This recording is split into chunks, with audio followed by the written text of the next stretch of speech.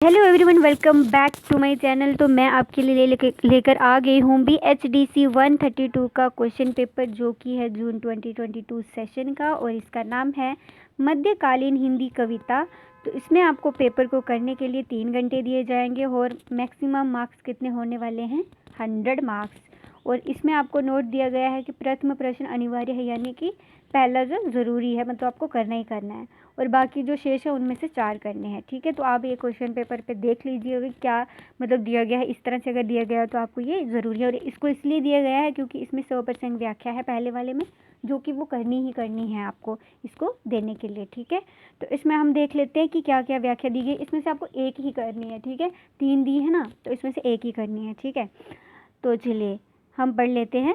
सुबर Sumud अस नैन दुई मानिक भरे तरंग, आवत तीर जाही फिरी काल भंवर तेने संग। तो इसमें क्या दिया गया है कि जो इसमें आपको प्रसंग लिखना है, जो कि आपको पता ही है, पहले भी आप लिख चुके हैं। 10th में होता है, 12th में आई होप नहीं होती है शायद, या होती है उसमें भी, और 9th 8th में तो हम करते ही है, तो वहाँ से स्टार्ट हो जाती है। तो प्रसंग और व्याख्या करनी होती है। ठीक है, तो इसमें आपको क्या करना होता है?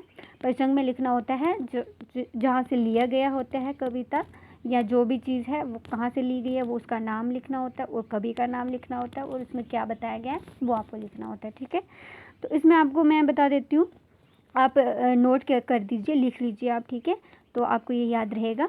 तो इसमें आपको क्या लिखना है कि उपयुक्त दोहा पद्मावत के नखशिंग खंड में से लिया गया है। कहाँ से लिया गया है? नखशिख खंड में से लिया गया है। ठीक है, और इसमें जो है, इसमें कवि मलिक मोहम्मद जैसी ने हीरामन तोता द्वारा पद्मावती की आंखों के सौंदर्य का वर्णन किया है। ठीक है, तो आप ये रिपीट सुन लीजिएगा मैंने क्या बताया, और ये लिख लीजिए। ठीक है, इसमें क्या है, व्याख्या आपको लिखनी है। व्याख्या लिखनी है आपको, पद्मावती के दोनों नेत्र जल से भरे समुद्र की तरह है। क्या है?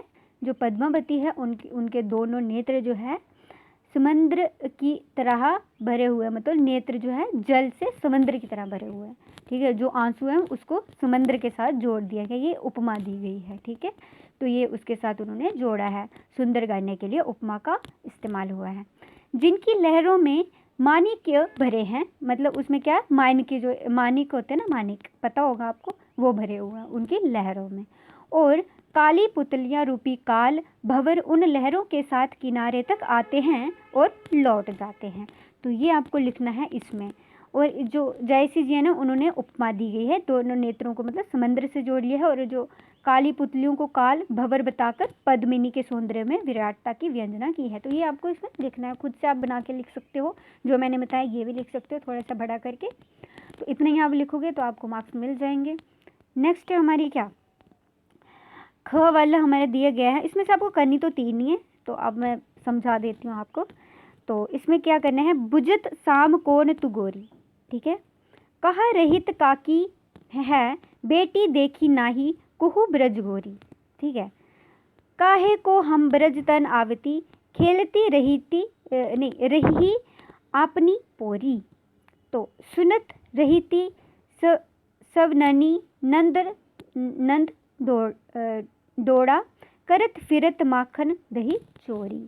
ठीक है, तो आपको समझ ही आ रहा होगा, कृष्ण के बारे में है दही चोरी, ये चीज़ आपको समझ में आ ही रही होगी। यहाँ से आपको मतलब लगा देना है कि कहाँ से आया गया है।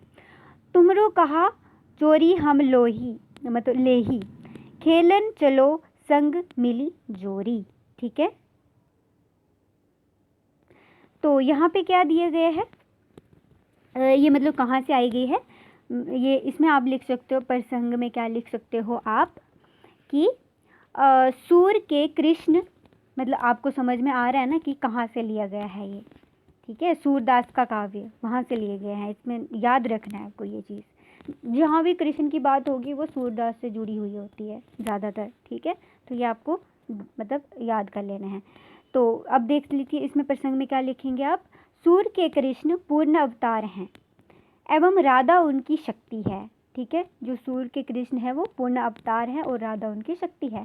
कृष्ण एवं राधा प्रथम परिचय में ही एक दूसरे के प्रति अनुरक्ति हो जाती है। राधा एवं कृष्ण का ये प्रथम मिलन ब्रज में होता है। कहाँ पे होता है पहला मिलन उनका? ब्रज में। ये आपको लिखना है प्रसंग में, ठीक है, अब बता लीजिए आप। इसमें पहले कृष्ण ने राधा को कभी देखा ना था। मतलब क्या हुआ था, पहले कृष्ण ने जो है राधा को नहीं देखा था, तो वो कृष्ण पूछ रहे हैं उसको। अतः उनके प्रति सहज उत्सुक होना स्वाभाविक था। तो मतलब वो उत्सुक हो गए कि ये कौन, मतलब नई लड़की कौन है, ठीक है। कृष्ण जी जो है ये उनकी लीला है, ठीक है। व्याख्या में अब आपको यही बताना है कि क्या पूछ रहे हैं कृष्ण जी, उसको पूछते हैं, खुद बनानी है आपको ये। तो इसमें व्याख्या में लिखेंगे आप, अपनी जो उत्सुकता है उसको भवन करने के लिए कृष्ण राधा से पूछते हैं। क्या पूछते हैं कि हे सुंदरी, तेरा परिचय क्या है, तू कौन है, कहाँ रहती है तथा किसकी पुत्री है? आज से पहले ब्रज में तो गलियों में तुम्हें कभी नहीं देखा। तो कृष्ण ने इतना पूछने पर राधा उत्तर देने को तत्पर होती है। राधा जी जो है वो उत्तर देती हैं उसको। सूर्य की राधा में भोलापन होने के साथ साथ क्या होता है, वाक चतुरता भी थी, मतलब चतुर भी हैं वो। तो वो पता है व्यंग देती है, वो बोलती है कि क्या कहती है, हे ब्रज में वह क्यों आए? ब्रज में तो उसके लिए कोई आकर्षण ही नहीं है। वह तो अपने घर की चौखट के भीतर ही क्रीड़ा करती थी।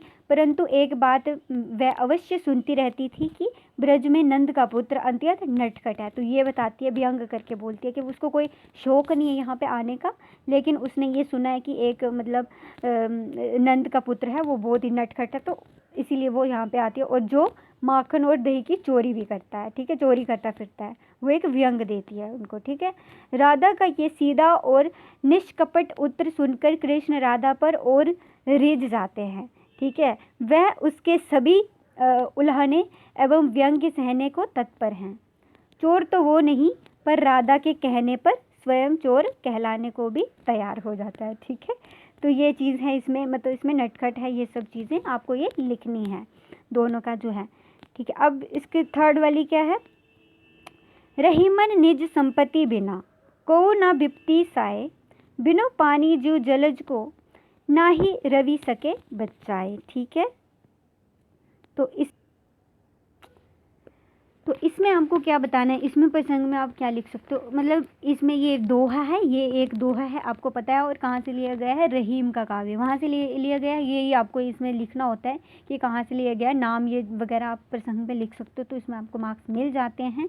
और इसमें कोई मतलब इसमें क्या है, रहीम का अनुभव है कि बिना अपनी संपत्ति के कोई सहायक नहीं होता। मतलब अगर अपने पास कोई संपत्ति नहीं होगी तो कोई भी मतलब हमारी मदद नहीं करता है। मतलब आज के टाइम पे अपना खून अपना ही नहीं होता, मतलब अपने मेरे बिन स्वर्ग, मतलब ना भाई बहन पति, मतलब कोई भी अपना नहीं होता है। अगर हम कोई आज के टाइम पे कोई किसी का साथ नहीं देता है, जो रहीम जी हैं वो उनका कहने का ये मतलब है। तो इसमें आपको ये बता सकते हैं। और व्याख्या में आप लिख सकते हो, विपत्ति की कसौटी पैसा और वह भी अपना, मतलब इसमें क्या है, पैसा भी अपना होना चाहिए। और मतलब जब विपत्ता होगी तो अगर हमारे पास कुछ नहीं होगा तो हम कुछ नहीं कर सकते, कोई मदद करने नहीं आता है, इवन कि अपने भी नहीं आते हैं, ठीक है। तो अन्यथा सभी रिश्ते संबंध व्यर्थ हैं। मतलब अगर हमारे पास कुछ नहीं होगा ना, सारे रिश्ते जो भी है ना, संबंध सब व्यर्थ है।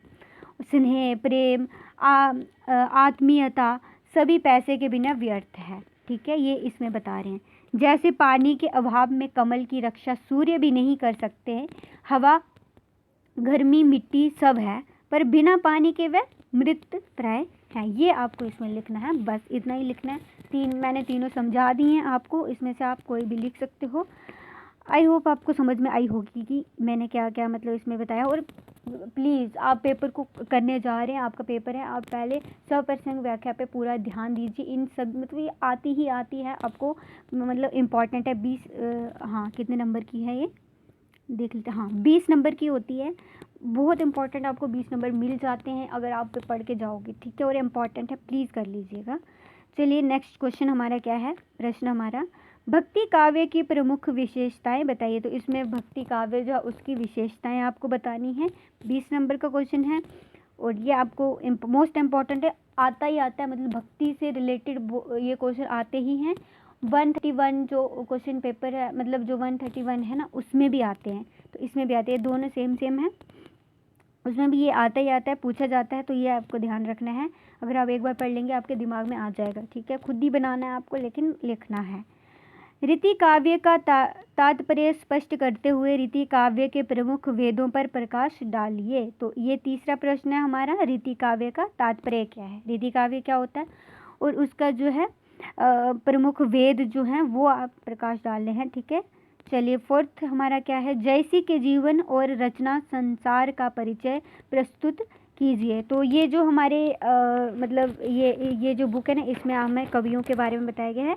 ठीक है, तो ये आपको मतलब कबीर के बारे में पढ़ना है, रविदास के बारे में पढ़ना है, जयसी के बारे में, मीराबाई, ये मैं आपको बता रही हूँ कि इम्पॉर्टेंट उनका परिचय वगैरह ये देख लीजिएगा, क्योंकि ये पूछा जा सकता है उनके बारे में, तो ये आपको ज़रूरी है। ठीक है, तो ये आप देख लीजिए, इसमें आपको बताया कि रचना संसार का परिचय, मतलब जयसी का जीवन का परिचय देना है। ठीक है, ये आपको लिखना है।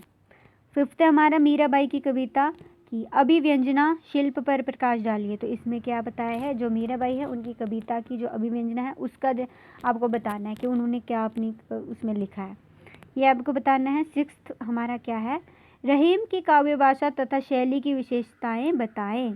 तो जो रहीम जी हैं उनकी काव्य भाषा बतानी है और शैली की विशेषता बतानी है। ठीक है, सेवन्थ है हमारा, सूरदास के कवि काव्य के वात्सल्य पक्ष का विवेचन कीजिए। तो सूर के जो काव्य हैं वात्सल्य पक्ष का विवेचन करना है, यह आपको बताना है। इसमें एट्थ हमारा क्या है, निम्नलिखित में से किन्हीं दो पर टिप्पणियाँ लिखिए। मतलब दो, आप चार है ना, तो दो करने हैं इसमें से, और 10 नंबर का है, मतलब दो करोगे तो 20 नंबर हो ही जाएंगे, आप समझ रहे होंगे। तो इसमें आपको राम भक्ति शाखा, कबीर की रचनाएं, सूफी मत का दार्शनिक पक्ष या बिहारी सत्य, इनमें से आपको पढ़ के जाना है।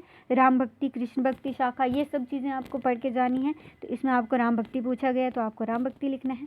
आपको कबीर की रचना आती है तो वो आपको बतानी है। सूफी मत का दार्शनिक, प्लीज़ आप अच्छे से पढ़ के जाइएगा, आप कॉन्सेप्ट समझ लेंगे ना तो खुद ही बना लोगे। ठीक है, तो जैसे अब कृष्ण है तो कृष्ण से रिलेटेड है, राम भक्ति है तो राम से रिलेटेड है, तो ये आपको समझ में आ गया होगा। 5 ही इसमें से कितने, चार क्वेश्चन करने हैं ये वाले, उसमें से 5, मतलब टोटल 5 आपको करने ही करने हैं। ऊपर पहला वाला इंपॉर्टेंट है। तो आई होप आपको थोड़ी हेल्प हुई होगी मेरी इस वीडियो से, और अगर आपको अच्छी लगी है तो कमेंट करके ज़रूर बताइए, और लाइक कीजिए। अगर पहली बार चैनल पे आए हैं तो लाइक कीजिए, चैनल को सब्सक्राइब भी कर दें ताकि मुझे भी थोड़ी मोटिवेशन मिलेगी। ठीक है, तो मिलते हैं नेक्स्ट वीडियो में।